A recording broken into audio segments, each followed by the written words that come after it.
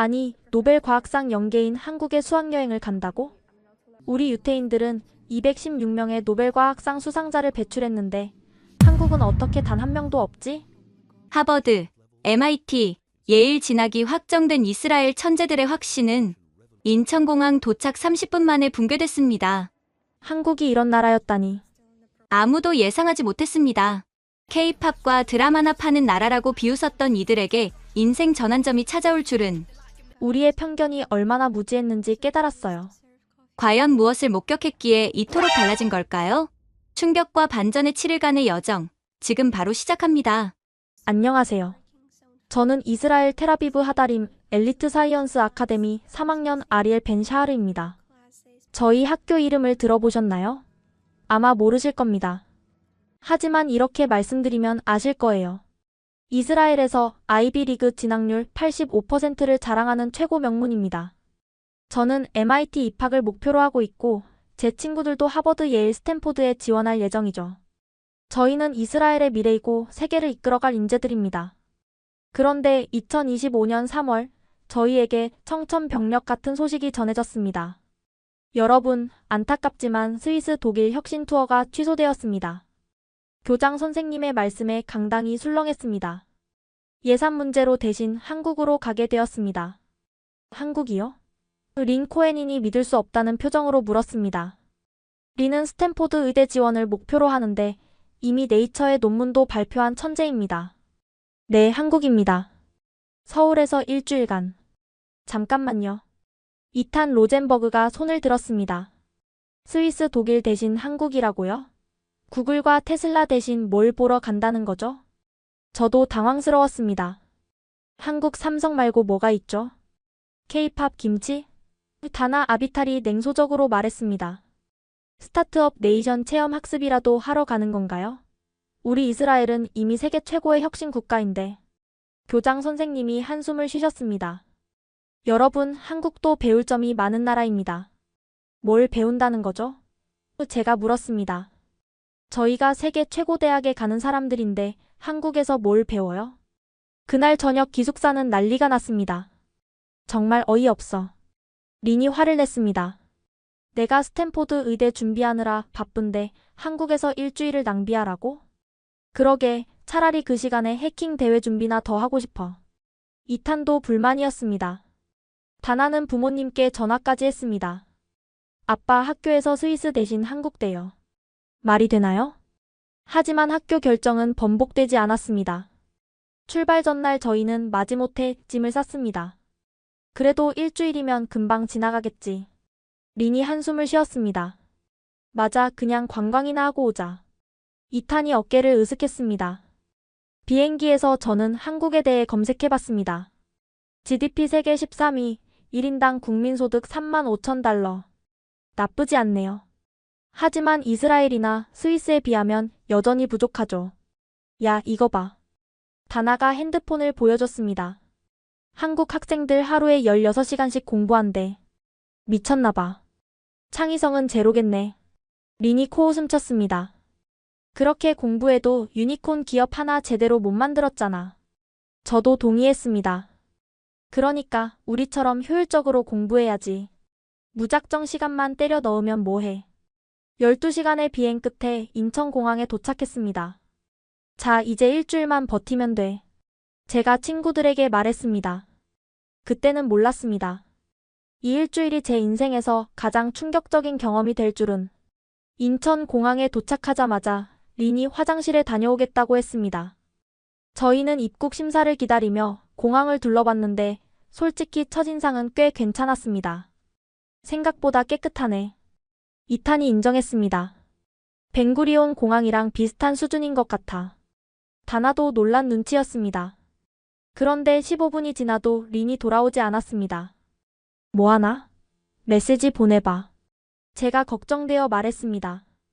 바로 그때 린이 창백한 얼굴로 뛰어왔습니다. 큰일 났어. 지갑이 없어. 뭐? 저희 모두 깜짝 놀랐습니다. 화장실에 두고 나온 것 같아. 프라다 지갑에 현금 2,000달러랑 카드 다 들어있었는데 린의 그 지갑은 생일 선물로 받은 800달러짜리였습니다. 빨리 가서 찾아보자. 저희가 화장실로 뛰어가려는 순간 청소복을 입은 아주머니가 헐레벌떡 뛰어오셨습니다. 혹시 이거 찾으세요? 아주머니 손에는 린의 프라다 지갑이 들려 있었습니다. 어머, 제 지갑이에요. 린이 눈물이 날 것 같은 표정으로 지갑을 받았습니다. 떨리는 손으로 지갑을 열어본 린의 눈이 휘둥그레졌습니다. 다 있어. 현금도 카드도 하나도 안 없어졌어. 청소 아주머니는 웃으며 말씀하셨습니다. 다행이네요. 조심하세요. 그리고는 그냥 가시려고 했습니다. 보상을 바라는 기색이 전혀 없었습니다. 잠깐만요. 린이 지갑에서 $100를 꺼내려 했지만 아주머니는 손사래를 치셨습니다. 아니에요, 괜찮아요. 당연한 일했을 뿐이에요. 저희는 모두 충격에 빠졌습니다. 이게 가능한 일이야? 이탄이 믿을 수 없다는 표정이었습니다. 텔아비브였다면 벌써 없어졌을 텐데. 다나도 놀라워했습니다. 저도 할 말을 잃었습니다. 이스라엘에서는 상상도 못할 일이었거든요. $800짜리 지갑에 현금까지 그대로 돌려준다고요? 입국 심사를 받으면서도 저희는 계속 그 일을 이야기했습니다. 한국 사람들이 원래 이래? 린이 아직도 믿기지 않는다는 표정이었습니다. 그런데 더 놀라운 건 입국 심사 과정이었습니다. 자동 게이트 시스템이 너무나 빠르고 효율적이었거든요. 우와, 이스라엘보다 빠른데? 이탄이 감탄했습니다. 수화물을 찾고 나오니 한국인 가이드가 저희를 기다리고 있었습니다. 샬롬. 하다림 아카데미 학생 여러분 환영합니다. 가이드분이 우리를 안내하기 시작했습니다. 버스를 타고 서울로 향하면서 저는 창밖을 내다봤습니다. 고속도로가 굉장히 잘 정비되어 있었고 표지판도 영어 병기가 완벽했습니다. 인천공항은 세계 공항 순위에서 늘 1위에서 3위 안에 들어요. 가이드가 설명했습니다. 그리고 한국의 치안은 세계 최고 수준이죠. 아까 지갑 찾으신 것도 한국에서는 흔한 일이에요. 정말요? 린이 물었습니다. 그럼 범죄율이 얼마나 되나요? 살인은 10만 명당 0.6명 정도예요. 이스라엘의 절반 수준이죠. 저희는 서로 얼굴을 봤습니다. 이스라엘의 절반? 그리고 여성분들이 밤에 혼자 다녀도 안전해요. 새벽에도 대중교통이 다니고 24시간 편의점도 곳곳에 있어서요. 다나가 의심스럽게 물었습니다. 진짜 새벽에도 여자 혼자 다닐 수 있어요? 네, 제 딸도 학원 끝나고 밤 11시에 혼자 집에 와요. 전혀 걱정 안 해요. 그때 이탄이 제게 속삭였습니다. 야, 이거 뭔가 다른데? 저도 느끼고 있었습니다. 분명 한국을 우습게 봤는데 뭔가 예상과 달랐습니다. 숙소에 도착해서 짐을 풀면서도 저희는 계속 공항에서의 일을 이야기했습니다. 그래도 운이 좋았던 거 아닐까? 제가 말했습니다. 하지만 린은 고개를 저었습니다. 아니야, 그 아주머니 눈빛 봤어. 정말 당연하다는 듯이 돌려주셨어. 그날 밤 저는 잠이 오지 않았습니다. 한국이 이런 나라였어? 뭔가 제가 가지고 있던 편견에 첫 번째 균열이 생긴 것 같았습니다. 첫날 밤 저희는 시차 적응이 안 돼서 새벽 1시까지 잠이 오지 않았습니다. 나 배고픈데. 이탄이 불평했습니다. 나도 뭐라도 먹을 데 없을까? 다나가 핸드폰으로 검색하기 시작했습니다. 그때 린이 놀란 목소리로 말했습니다. 야, 여기 24시간 카페가 엄청 많아. 새벽 1시에? 제가 믿기지 않아 확인해봤더니 정말이었습니다. 강남역 근처에 지금도 영업 중인 카페가 수십 개야. 저희는 호기심이 생겼습니다. 이스라엘에서는 새벽에 문 여는 곳이 거의 없거든요. 가볼까? 또 제가 제안했습니다. 괜찮을까? 위험하지 않을까? 다나가 걱정했습니다. 가이드에게 문자를 보냈더니 바로 답장이 왔습니다. 전혀 위험하지 않아요. 안심하고 다녀오세요. 저희는 반신반의하며 숙소를 나섰습니다. 강남역에 도착한 순간 저희는 입이 떡 벌어졌습니다.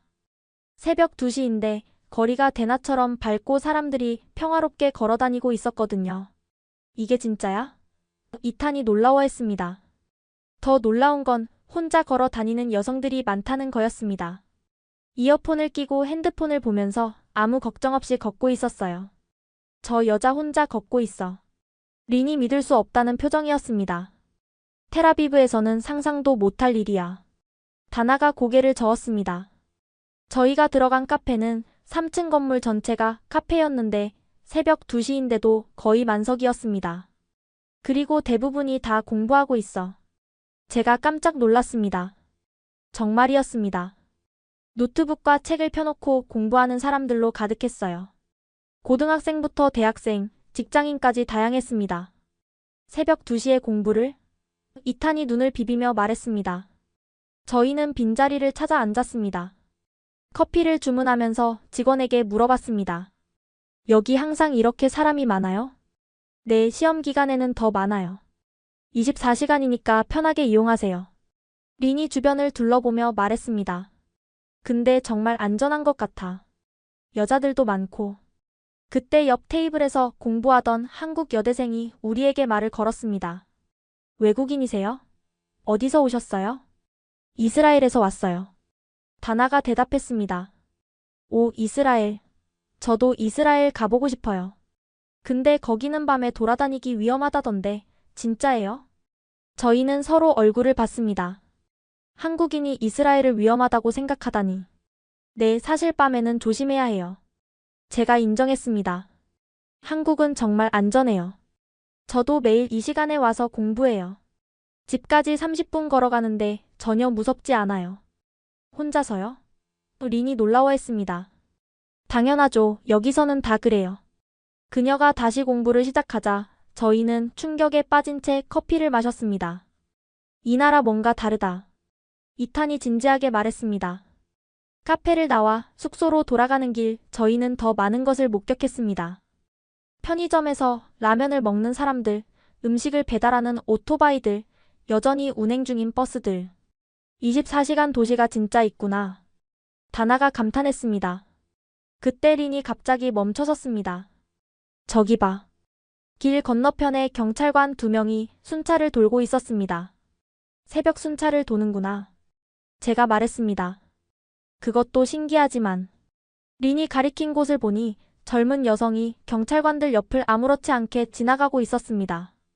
이스라엘에서는 밤에 경찰을 봐도 여전히 불안한데 여기서는 경찰이 정말 시민을 보호하는 존재로 인식되는 것 같았습니다. 숙소에 돌아온 뒤 저희는 로비에 모여 앉았습니다. 오늘 정말 충격의 연속이야. 제가 말했습니다. 공항에서 지갑 찾은 것부터 시작해서. 린이 고개를 끄덕였습니다. 새벽에 여자 혼자 다니는 거 정말 충격이었어. 다나가 덧붙였습니다. 이탄이 진지하게 말했습니다. 우리가 선진국에서 왔다고 생각했는데 여기가 어떤 면에서는 더 선진국인 것 같아. 제가 인정할 수밖에 없었습니다. 그날 밤, 아니 새벽 3시가 넘어서야 잠자리에 들면서 저는 생각했습니다. 한국이 단순히 K-팝과 삼성의 나라가 아니구나. 안전이라는 것, 그것은 한 나라의 진정한 선진화 수준을 보여주는 지표가 아닐까요? 내일은 어떤 충격이 기다리고 있을까요? 둘째 날 아침 저희는 서울대학교를 방문하기로 했습니다. 그래도 하버드나 MIT만은 못하겠지? 이탄이 자신있게 말했습니다. 당연하지. 세계 대학 순위 봤어? 우리가 갈 대학들이 톱 10인데. 다나도 거들었습니다. 하지만 서울대 정문에 들어서는 순간부터 뭔가 달랐습니다. 캠퍼스가 산 전체를 차지하고 있었고 건물들도 현대적이면서 자연과 조화를 이루고 있었습니다. 와, 생각보다 멋있는데? 린이 인정했습니다. 가이드가 우리를 안내한 곳은 공과대학 인공지능 연구실이었습니다. 안녕하세요. 서울대 컴퓨터공학과 3학년 김태연입니다. 우리를 맞이한 학생의 영어는 완벽했습니다. 억양까지 네이티브 수준이었죠. 연구실 구경시켜드릴게요. 궁금한 거 있으면 편하게 물어보세요. 라고 그가 영어로 말했습니다. 연구실에 들어서자 저희는 또 한 번 놀랐습니다. 최신 장비들이 가득했고 여러 프로젝트가 동시에 진행되고 있었습니다. 이건 뭐예요? 이탄이 거대한 서버 앞에서 물었습니다. 저희가 개발 중인 대규모 언어 모델이에요. 한국어 특화 AI인데 이미 챗GPT나 클로드 수준에 근접했어요. 학부생이 이런 걸 한다고요? 제가 놀라서 물었습니다. 네, 저희 팀이 12명인데 모두 학부생이에요. 교수님은 조언만 해주시고요. 그때 린이 물었습니다. 혹시 의대 연구실도 볼 수 있을까요? 물론이죠. 제 친구가 의대생인데 연락해 볼게요. 30분 후 저희는 서울대 의대 연구실에 있었습니다. 우리를 안내한 건 의대본과 2학년 박서영 학생이었습니다. 여기는 줄기세포 연구실이에요. 저희가 작년에 네이처에 발표한 논문 보셨나요? 린의 눈이 커졌습니다. 그거 서울대에서 한 거였어요? 저 그 논문 인용했는데. 아, 정말요? 어떤 연구하세요? 둘이 전문적인 대화를 시작하자 린의 표정이 점점 진지해졌습니다. 한국 학생의 지식 수준이 전혀 떨어지지 않았거든요. 점심 같이 드실래요? 학생 식당에서 토론 계속하면 좋을 것 같은데. 서영이 제안했습니다. 학생 식당으로 이동하면서 저희는 캠퍼스를 더 둘러봤습니다. 도서관은 24시간 개방이었고 곳곳에 학생들이 토론하는 모습이 보였습니다. 식당에서 서울대 학생들 여럿이 합류했습니다. 경영학과, 정치외교학과, 물리학과 등 다양한 전공의 학생들이었죠. 이스라엘에서 오셨다면서요? 저희랑 토론해 보실래요? 정치외교학과 이민준 학생이 제안했습니다. 좋아요. 무슨 주제로 할까요? 다나가 자신있게 대답했습니다. 중동 평화와 아시아 안보 협력 가능성은 어때요? 토론이 시작되자 저희는 점점 당황하기 시작했습니다. 한국 학생들의 논리와 지식이 만만치 않았거든요. 중동 분쟁은 종교적 갈등보다는 지정학적 이해관계가 더 크죠. 이스라엘도 아랍 국가들과 아브라함 협정을 통해 관계 개선을 시도하고 있잖아요. 라고 민준이 유창한 영어로 설명했습니다. 그런데 팔레스타인 문제 해결 없이는 근본적 평화가 어려운 것 아닌가요? 라고. 경영학과 최유진이 날카롭게 지적했습니다. 다나가 반박하려 했지만 상대의 논리가 탄탄했습니다. 게다가 구체적인 수치와 사례까지 들어가며 논박해왔죠. 1시간 후 토론이 끝났을 때 저희는 사실상 완패했습니다. 재밌었어요. 이스라엘 학생들 실력이 정말 좋네요. 라고 민준이 웃으며 말했지만 그게 더 자존심 상했습니다. 연구실로 돌아가는 길에 물리학과 강지훈 학생이 저에게 물었습니다. MIT 가신다고요? 저도 내년에 박사과정 지원하려고 하는데 조언 좀 해주실 수 있나요? 아, 네. 그런데 왜 한국에서 박사를 안 하세요? 제가 물었습니다. 한국에서 석사까지는 하고 가려고요. 여기 교수님들도 훌륭하시거든요. 특히 양자 컴퓨터 쪽은 한국이 앞서가는 부분도 있어서요. 또 놀랐습니다. 양자 컴퓨터에서 한국이 앞서간다고요? 캠퍼스를 떠나기 전 서영이 린에게 명함을 줬습니다. 연구 관련해서 협업할 일 있으면 연락주세요. 스탠포드 가시면 공동 연구도 좋을 것 같아요. 린은 복잡한 표정으로 명함을 받았습니다. 버스에 오르자 차 안은 조용했습니다. 모두 충격에 빠져 있었거든요. 우리가 졌어. 다나가 힘없이 말했습니다. 영어도 우리보다 잘하는 것 같았어. 이탄이 인정했습니다. 연구 수준도 전혀 떨어지지 않아. 린이 덧붙였습니다. 저는 창밖을 보며 생각했습니다. 우리가 얼마나 오만했는지. 아이비리그에 간다고 해서 우리가 최고인 줄 알았는데 이 사람들이 우리 경쟁자가 되겠구나. 제가 중얼거렸습니다. 경쟁자? 이미 우리보다 앞서가고 있는 것 같은데. 이탄이 씁쓸하게 웃었습니다. 그날 저녁 숙소에서 저희는 진지한 대화를 나눴습니다. 우리가 정말 최고라고 생각했는데. 다나가 말했습니다. 한국 학생들은 우리보다 더 열심히 하고 더 겸손하고 더 협력적이야. 린이 분석했습니다. 그리고 영어까지 완벽해. 우리는 영어권 대학 가는 게 자랑인데 쟤들은 그냥 기본인 것 같아.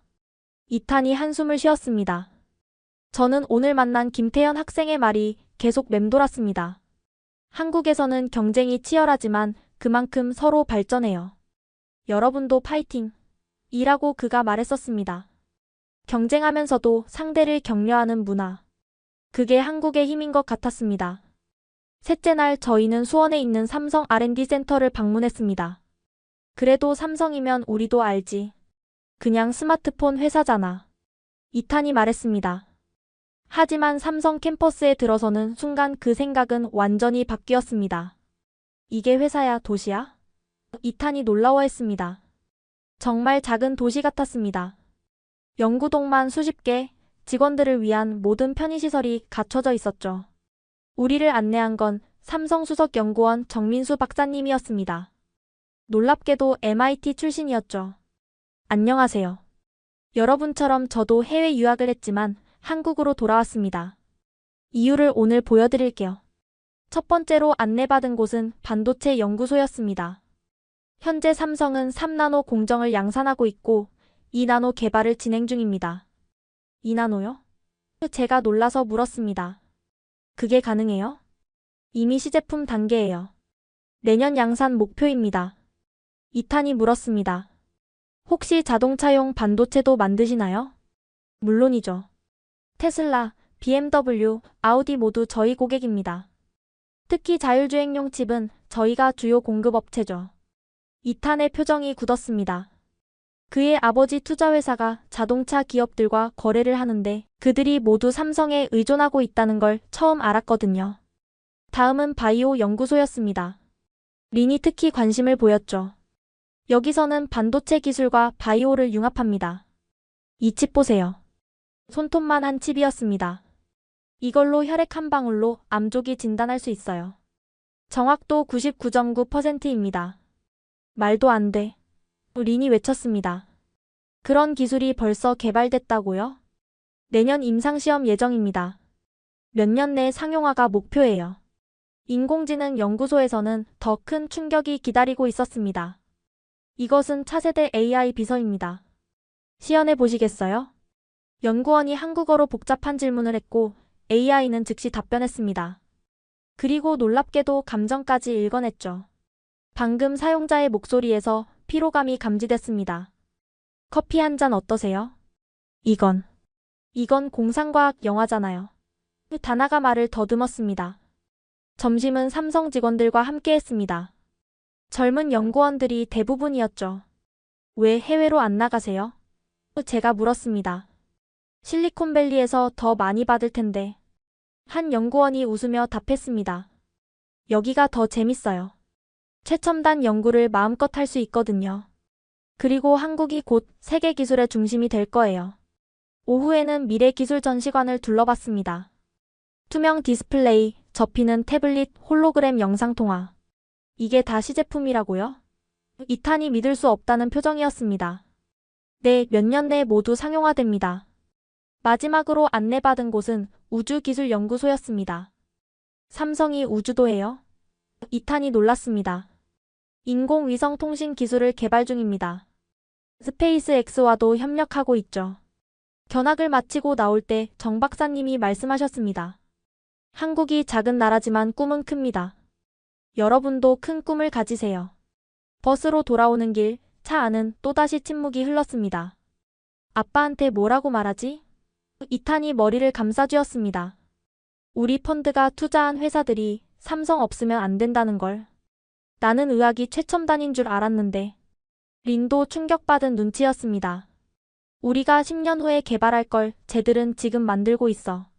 이탄이 정리했습니다. 저는 이스라엘의 자존심이 무너지는 걸 느꼈습니다.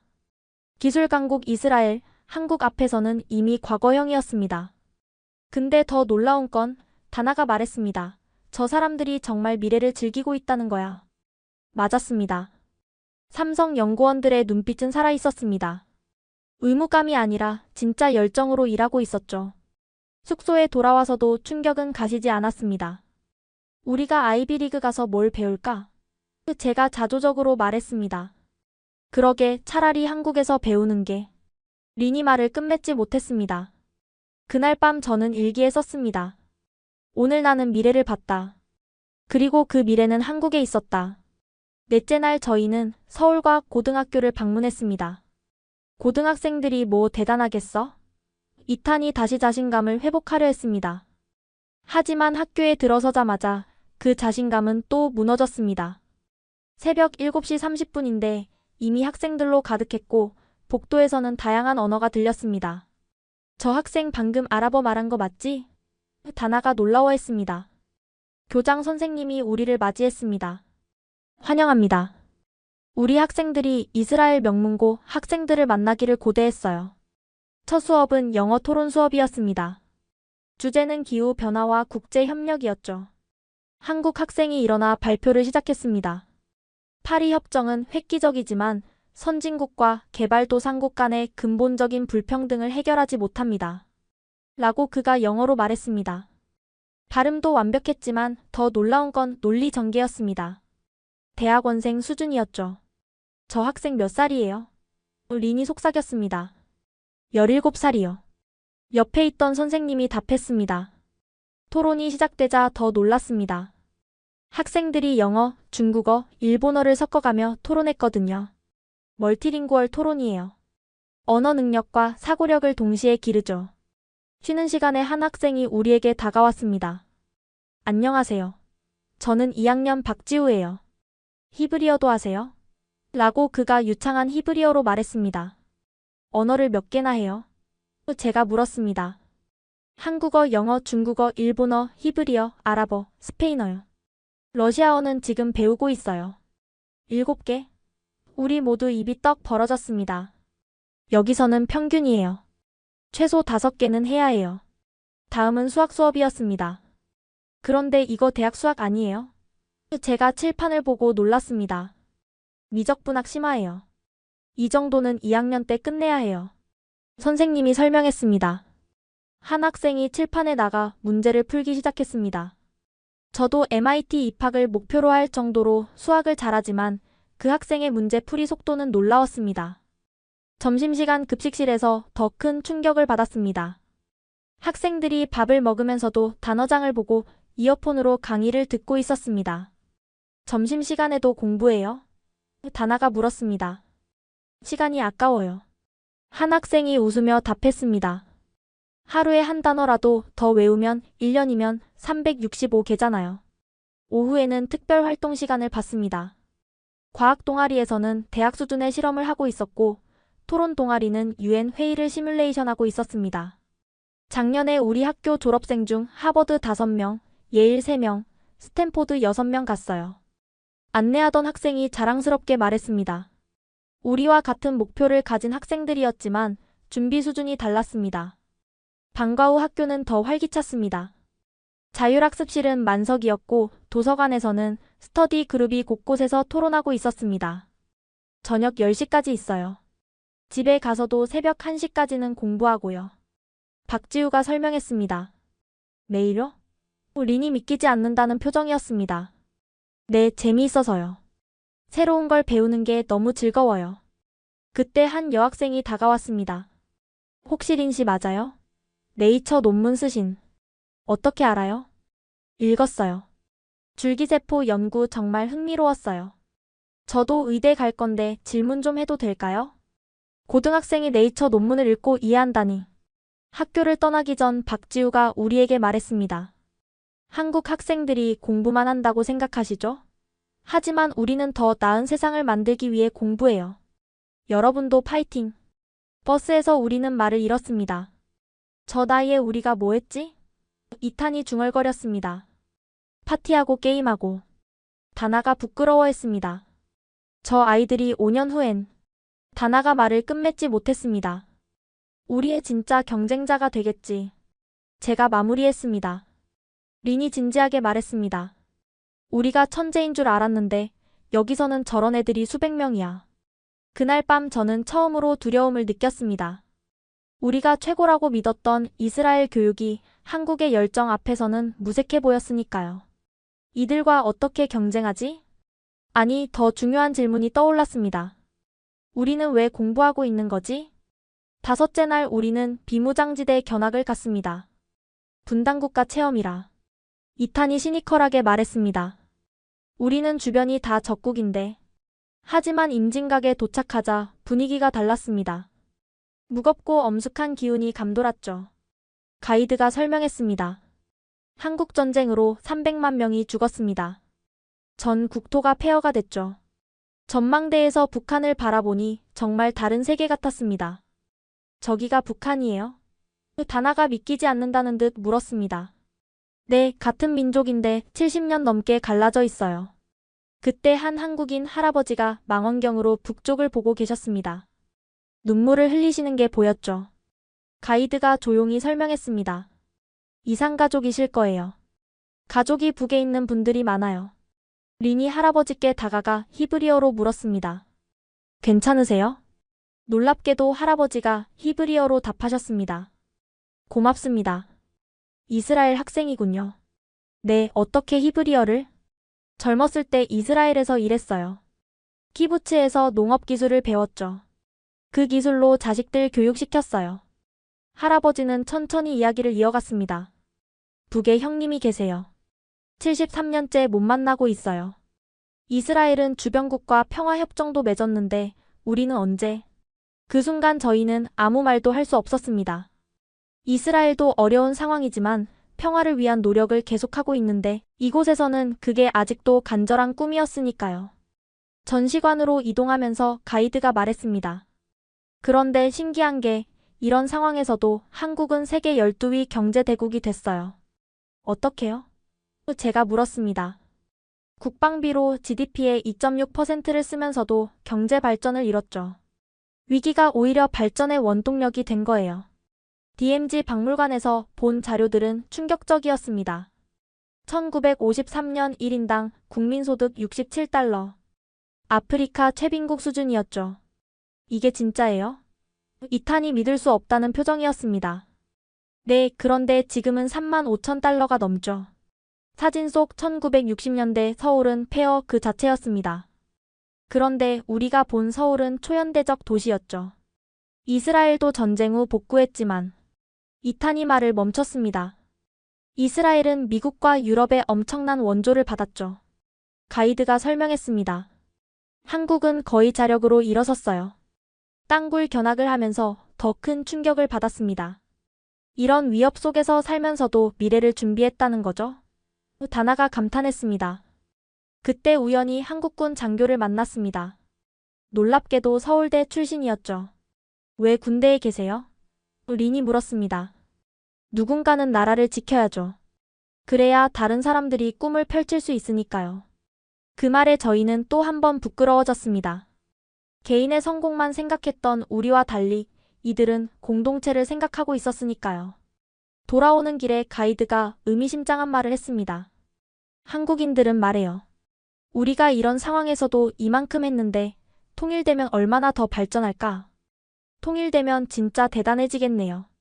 제가 인정했습니다. 네, 북한의 자원과 인력, 남한의 기술과 자본이 합쳐지면 독일 통일보다 더 큰 시너지가 날 거예요.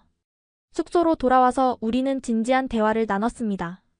우리는 평화를 당연하게 여기고 살았는데 이탄이 반성했습니다. 한국은 분단에서도 우리보다 더 빨리 발전하고 있어. 이탄이 인정했습니다. 어쩌면 다나가 조심스럽게 말했습니다. 위기가 없어서 우리가 안주해진 건 아닐까? 그날 밤 저는 임진각에서 만난 할아버지가 계속 떠올랐습니다. 이스라엘에서 농업기술을 배우며 자식 교육시킨 그 할아버지. 그리고 그 자식들이 만든 오늘의 한국. 진정한 강함이란 뭘까? 편안함 속의 우월감이 아니라 역경을 딛고 일어서는 의지력. 그게 진짜 강함이 아닐까요? 여섯째 날 우리는 강남의 스타트업 캠퍼스를 방문했습니다. 스타트업? 그거 대부분 망하는 거 아니야? 이탄이 회의적으로 말했습니다. 이스라엘은 안정을 중시하는 문화라 창업보다는 대기업 취직을 선호하거든요. 하지만 건물에 들어서자 분위기가 달랐습니다. 활기가 넘쳤고 젊은이들의 열정이 느껴졌죠. 안녕하세요. 저는 이곳 엑셀러레이터 매니저 김준혁입니다. 28살의 젊은 매니저였습니다. 오늘 유니콘 기업 두 곳을 만나 보실 거예요. 유니콘이요? 린이 놀랐습니다. 한국에 유니콘이 있어요? 현재 22개 있고 계속 늘고 있어요. 첫 번째 회사는 인공지능 번역 플랫폼이었습니다. 안녕하세요. 대표 이현우입니다. 27살이에요. 27살의 유니콘 대표라고요? 제가 놀라서 물었습니다. 대학 3학년 때 창업했어요. 지금 직원이 300명이고 기업 가치는 15억 달러예요. 그가 시연을 보여줬습니다. 동시통역 수준의 실시간 번역이었죠. 이건 구글 번역보다 훨씬 자연스러운데? 이탄이 놀랐습니다. 맞아요. 특히 중동 언어는 저희가 최고예요. 현재 나스닥 상장 준비 중이에요. 다나가 물었습니다. 어떻게 이런 아이디어를 생각하셨어요? 외국인 친구들이 한국어 배우는 걸 어려워하는 걸 보고 시작했어요. 문제를 해결하고 싶었거든요. 두 번째는 바이오테크 회사였습니다. 저는 최민지 대표입니다. 31살이에요. 무슨 일을 하는 회사예요? 린이 관심을 보였습니다. 알츠하이머 조기 진단 키트를 개발했어요. 집에서 간단히 검사할 수 있죠. 그녀는 서울대 의대를 졸업하고 레지던트를 포기하고 창업했다고 했습니다. 의사를 포기하고요? 린이 놀랐습니다. 의사로서 한 명씩 치료하는 것보다 기술로 수백만 명을 도울 수 있잖아요. 제품 시연을 보니 정말 혁신적이었습니다. 미국 FDA 승인도 받았어요. 이스라엘 진출도 준비 중이에요. 점심은 스타트업 직원들과 함께 했습니다. 왜 대기업 안 가고 스타트업 왔어요? 제가 물었습니다. 한 직원이 웃으며 답했습니다. 여기가 더 재밌어요. 세상을 바꾸는 일을 하잖아요. 실패하면 어떡해요? 이탄이 걱정스럽게 물었습니다. 실패도 경험이죠. 한국에서는 실패한 창업자를 존중해요. 다시 도전할 수 있으니까요. 오후에는 투자자들과의 미팅을 참관했습니다. 한 스타트업이 발표를 시작했습니다. 대표는 고작 23살이었죠. 저희는 메타버스 교육 플랫폼입니다. 이미 월 사용자 100만 명을 돌파했고, 투자자들의 질문이 날카로웠지만 젊은 대표는 당당하게 답변했습니다. 한국의 교육열을 메타버스와 결합하면 글로벌 시장을 선도할 수 있습니다. 결과는 5천만 달러 투자 유치 성공이었습니다. 이게 진짜 일어난 일이야? 이탄이 믿기 못하겠다는 표정이었습니다. 김준혁 매니저가 설명했습니다. 한국은 도전을 두려워하지 않아요. 특히 젊은 세대는 안정보다 성장을 선택하죠. 마지막으로 만난 건 연쇄 창업자였습니다. 저는 네 번째 창업이에요. 첫 세 개는 실패했죠. 그런데도 계속하시는 이유가? 다나가 물었습니다. 실패할 때마다 배웠어요. 그리고 한국 사회가 제 도전을 응원해 주거든요. 그의 네 번째 회사는 이미 연매출 1억 달러를 넘겼습니다. 캠퍼스를 나오면서 우리는 큰 충격에 빠졌습니다. 이스라엘에서는 상상도 못할 일이야. 이탄이 인정했습니다. 우리는 안정적인 직장만 찾는데. 린이 반성했습니다. 한국 젊은이들은 세상을 바꾸려고 하네. 이탄이 감탄했습니다. 저는 이현우 대표의 말이 계속 맴돌았습니다. 하버드 MBA보다 창업 경험이 더 값져요. 직접 부딪혀봐야 진짜를 배우거든요. 그날 저녁 우리는 진지한 토론을 했습니다. 우리가 추구하는 게 뭐지? 제가 물었습니다. 좋은 대학, 좋은 직장. 다나가 대답했지만 확신이 없어 보였습니다. 그게 끝이야? 그 다음은? 린이 이어 물었습니다. 아무도 대답하지 못했습니다. 한국의 젊은이들은 꿈을 현실로 만들고 있는데 우리는 남이 정해준 길만 가고 있었던 거죠. 어쩌면 이탄이 조심스럽게 말했습니다. 우리가 진짜 패배자인지도 몰라. 그날 밤 저는 결심했습니다. MIT 졸업장이 목표가 아니라 그걸로 무엇을 할지 고민해야겠다고. 한국이 가르쳐준 건 기술이 아니라 태도였습니다. 도전하는 용기, 실패를 두려워하지 않는 정신. 그게 진짜 선진국의 모습 아닐까요? 7째 날 오전 우리는 경복궁을 방문했습니다. 또 관광이야? 이탄이 시큰둥했습니다. 이미 충격을 너무 많이 받아서 지쳐 있었거든요. 하지만 경복궁에 들어서는 순간 분위기가 달랐습니다. 600년 된 궁궐이 서울 한복판에 완벽하게 보존되어 있었고 그 너머로는 초현대식 빌딩들이 조화롭게 서 있었습니다. 이게 어떻게 가능하지? 다나가 감탄했습니다. 가이드가 설명했습니다. 한국은 개발 과정에서도 문화유산을 지켰어요. 과거와 미래가 공존하는 거죠. 근정전 앞에서 우연히 한국 대학생들을 만났습니다. 전통 건축을 공부한다는 학생들이었죠. 왜 전통 건축을 공부해요? 이탄이 물었습니다. 현대 건축이 더 실용적이지 않나요? 한 학생이 웃으며 답했습니다. 전통 속에 미래가 있어요. 한옥의 원리를 현대적으로 재해석하면 놀라운 건축이 나와요. 그들은 실제로 한옥의 처마 구조를 응용한 친환경 건물을 설계하고 있었습니다. 과거를 버리는 게 발전이 아니에요. 과거를 딛고 미래로 가는 게 진짜 발전이죠. 경복궁을 나와 동대문 디자인 플라자로 향했습니다. DDP에 도착하자 또 다른 충격이 기다리고 있었습니다. 이게 건물이야? 우주선이야? 이탄이 입을 벌렸습니다. 자하 하디드가 설계한 은색 곡선 건물은 정말 미래에서 온 것 같았습니다. 경복궁에서 15분 거리에 이런 건물이 있다니. 린이 놀라워했습니다. 안으로 들어가니 더 놀라웠습니다. 전시장에서는 한복을 현대적으로 재해석한 패션쇼가 열리고 있었고, 다른 쪽에서는 전통 공예를 3D 프린터로 구현하는 워크숍이 진행 중이었습니다. 전통과 현대의 만남이에요. 큐레이터가 설명했습니다.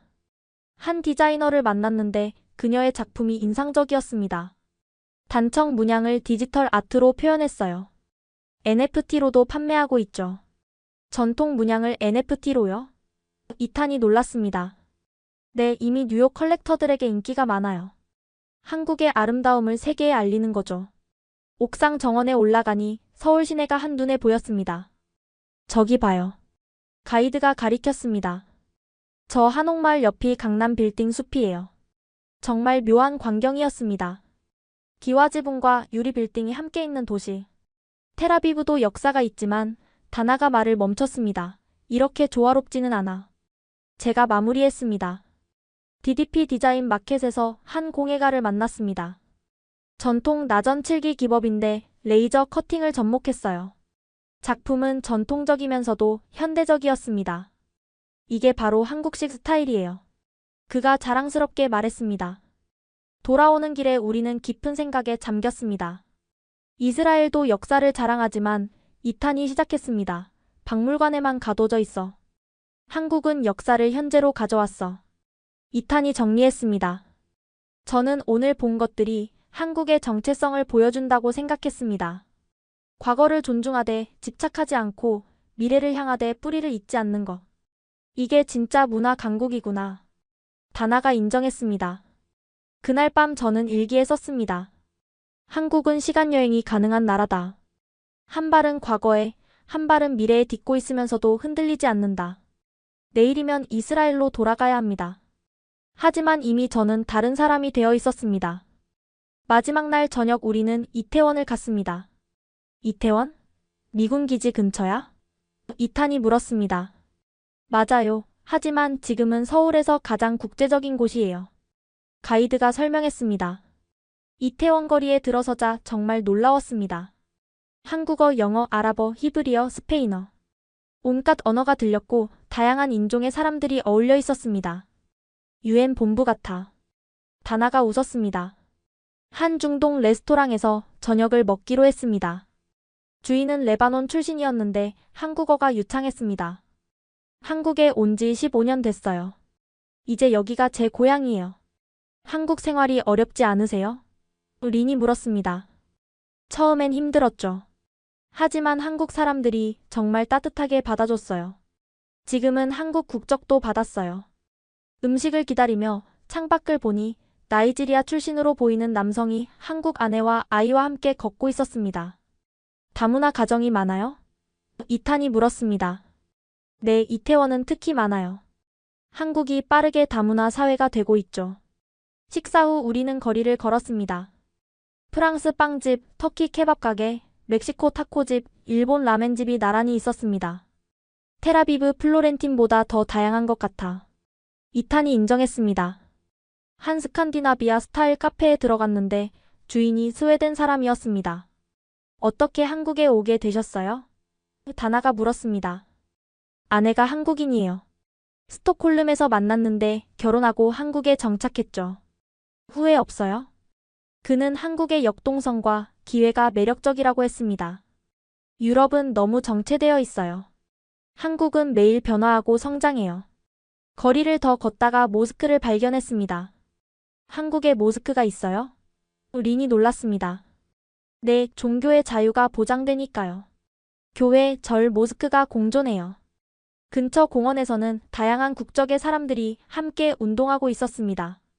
한국인, 미국인, 인도인이 함께 농구를 하고 옆에서는 아프리카 사람들이 축구를 하고 있었죠. 이게 진짜 글로벌이구나. 이탄이 감탄했습니다. 그때 한 한국 청년이 우리에게 다가왔습니다.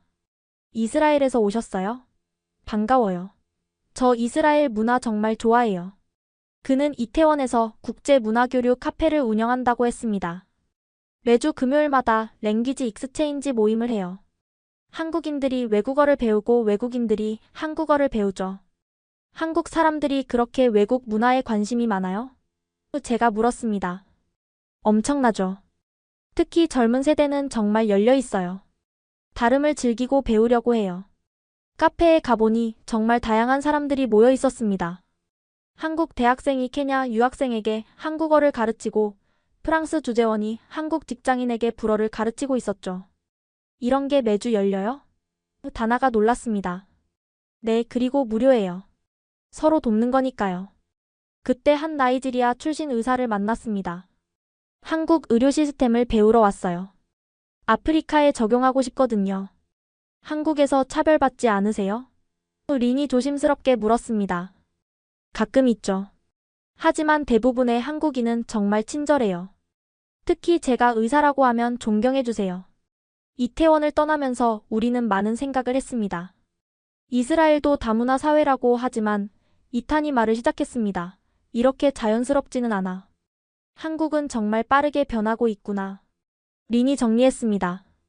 저는 오늘 본 이태원이 한국의 미래를 보여준다고 생각했습니다. 전통을 지키면서도 다양성을 수용하는 열린 사회.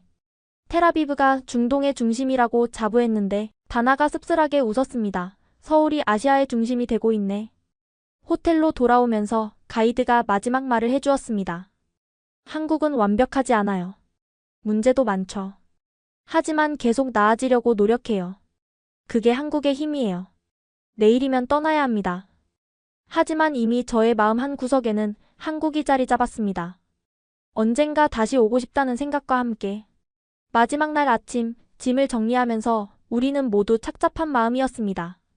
벌써 일주일이 지났네. 다나가 한숨을 쉬었습니다.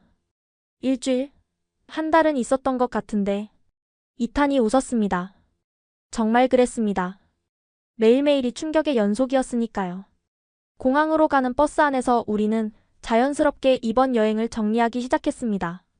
뭐가 가장 충격이었어? 제가 물었습니다. 전부 다. 이탄이 단호하게 답했습니다. 지갑 찾은 것부터 시작해서 모든 게 예상 밖이었어. 린이 진지하게 말했습니다. 나는 한국 학생들의 열정이 가장 인상적이었어. 우리보다 훨씬 더 열심히, 더 겸손하게, 그리고 더 큰 꿈을 가지고 있었지. 다나가 덧붙였습니다. 인천공항에 도착하니 놀랍게도 우리를 배웅하러 온 사람들이 있었습니다. 서울대에서 만났던 김태연, 박서영, 그리고 과학고의 박지우였습니다. 정말 와줬네. 린이 감동한 표정이었습니다. 당연하죠. 친구들이 떠나는데. 태연이 웃으며 말했습니다. 서영이 우리에게 작은 선물을 줬습니다. 한국 전통 매듭이에요. 행운을 빈다는 의미죠. 지우는 히브리어로 쓴 편지를 줬습니다. 이스라엘 가서도 연락해요. 나중에 이스라엘 유학 가면 도와주세요. 당연하지. 제가 진심으로 답했습니다. 공항 카페에서 마지막 시간을 보내며 우리는 많은 이야기를 나눴습니다. 솔직히 처음엔 한국을 무시했어요. 제가 고백했습니다. 우리도 알아요. 태연이 이해한다는 듯 웃었습니다. 외국인들이 한국을 잘 모르니까요. 하지만 이제는 달라요. 이탄이 진지하게 말했습니다. 한국이 왜 선진국인지 알겠어요. 서영이 의미심장하게 말했습니다. 기술이나 경제력만이 아니에요. 사람들의 마음가짐이 선진국을 만드는 거죠. 맞아요. 린이 고개를 끄덕였습니다. 한국인들의 도전 정신, 배려심, 그리고 미래에 대한 희망. 지우가 물었습니다. 이스라엘 돌아가서 뭐 하실 거예요? 우리는 서로를 봤습니다. 일주일 전이었다면 당연히 아이비리그 준비라고 답했겠지만 다시 생각해봐야 할 것 같아요. 다나가 솔직하게 답했습니다. 대학이 목표가 아니라 수단이라는 걸 깨달았거든요. 태연이 격려했습니다. 어디를 가든 무엇을 하든 잘 될 거예요. 중요한 건 왜 하는가니까요. 출국 시간이 다가오자 우리는 일어났습니다. 정말 고마웠어요. 제가 진심을 담아 말했습니다. 우리도요. 덕분에 이스라엘 친구들이 생겼네요. 서영이 밝게 웃었습니다. 지우가 마지막으로 말했습니다. 한국 속담의 시작이 반이다라는 말이 있어요. 여러분은 이미 시작했어요. 포옹을 나누며 우리는 약속했습니다. 계속 연락하고 서로의 성장을 응원하기로. 출국장으로 들어가면서 뒤를 돌아보니 그들이 여전히 손을 흔들고 있었습니다. 울 것 같아. 린이 눈시울을 붉혔습니다. 비행기를 기다리며 우리는 마지막 대화를 나눴습니다. 우리가 정말 변했을까? 이탄이 물었습니다. 변했지. 제가 확신을 갖고 답했습니다. 일주일 전에 우리와 지금의 우리는 다른 사람이야. 맞아. 다나가 동의했습니다. 전에는 최고가 되는 것만 생각했는데 이제는 왜 최고가 되어야 하는지 알게 됐어. 이탄이 깊이 있게 말했습니다. 한국이 우리에게 가르쳐준 건 겸손과 열정이야. 그리고 함께 성장하는 것의 가치. 린이 정리했습니다. 우리는 엘리트 의식에 갇혀 있었어. 하지만 진짜 엘리트는 세상을 더 나은 곳으로 만드는 사람이야. 탑승 안내가 나왔습니다. 비행기에 오르면서 저는 일주일 동안의 기억들이 스쳐 지나갔습니다. 인천공항의 청소 아주머니, 새벽의 강남, 서울대생들과의 토론, 삼성의 미래기술, 과학고의 열정적인 학생들, DMZ의 무거운 역사, 도전하는 스타트업들, 과거와 미래가 공존하는 서울. 한국이 그리울 것 같아. 제가 중얼거렸습니다. 그리워하기만 할 거야? 이탄이 웃으며 물었습니다. 아니면 우리도 한국처럼 될 거야. 당연히 후자지. 우리 모두가 한 목소리로 답했습니다. 비행기가 이륙하면서 창밖으로 작아지는 한국 땅이 보였습니다. 작별이 아닙니다. 새로운 시작입니다. 이스라엘로 돌아가면 우리는 달라진 모습으로 살아갈 것입니다. 더 겸손하게, 더 열정적으로, 더 큰 꿈을 품고. 한국이 우리에게 준 가장 큰 선물은 새로운 관점이었습니다. 세상을 보는 눈, 미래를 바라보는 자세, 그리고 함께 성장하는 것의 의미. 고마워 한국. 저는 마음속으로 인사했습니다. 언젠가 우리가 성장한 모습으로 다시 만날 그날까지. 지금까지 이스라엘 최고 엘리트 학생들이 한국에서 완전히 무너지고 다시 일어선 이야기 어떠셨나요? 처음에는 오만했던 그들이 진정한 겸손을 배우고 경쟁이 아닌 협력의 가치를 깨달은 일주일의 여정이었습니다. 우리도 때로는 편견의 안경을 쓰고 세상을 봅니다. 하지만 열린 마음으로 직접 경험할 때 진짜 진실을 만날 수 있죠. 이 이야기가 여러분께도 새로운 시각을 선물했기를 바랍니다. 전 세계의 진정한 국제 협력의 가능성을 알리기 위해 이 영상을 공유해주세요. 구독과 좋아요도 잊지 마시고요. 다음에는 또 다른 감동적인 이야기로 찾아뵙겠습니다. 여러분의 하루에도 새로운 발견이 있기를 바라며 감사합니다. 지금까지 원더풀 해외사연이었습니다. 감사합니다.